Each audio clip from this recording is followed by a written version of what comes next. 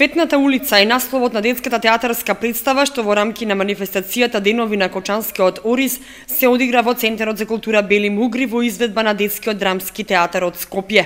Еве денеска сме во Кочани, во рамките на една заложба на Министерството за култура да театрите, професионалните театри да ги посетуваат градовите во внатрешноста на Македонија, поготово оние средини кои што немаат професионален театар. Значи, ја започнавме оваа, ајде да кажам, мини македонска турнеја со гостување најпрво во Крушево, потоа бевме во Гостивар, еве тука сме денеска, со една представа која што се вика Цветната улица, која што е всушност копродукција помеѓу ЕУ Инфо Центар и Театарот за деца и младинци.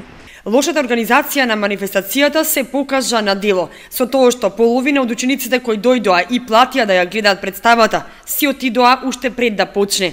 Оти Центарот за култура Бели Мугри не можеше да ги собере сите ученици од прво до пето оделение од 4 основни кочански училишта.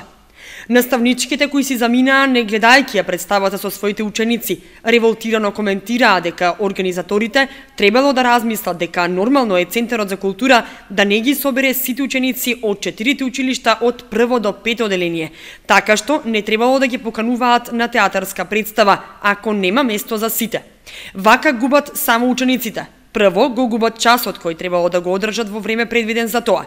Второ, бидејќи станува збор за мали деца, учениците треба своите родители да ги чекаат во термин на завршување на представата, оти така им кажале наставничките. После ова, освен револтирани наставнички и деца, се очекува да има и доста револтирани родители. Како и да, деновите на Кочанскиот Орис и понатаму продолжуваат. На програмата в среда 24 септември во 14 часот во етнокуќата во Кочани ќе бидат прикажани фотографии од Осоговското рурално културно наследство.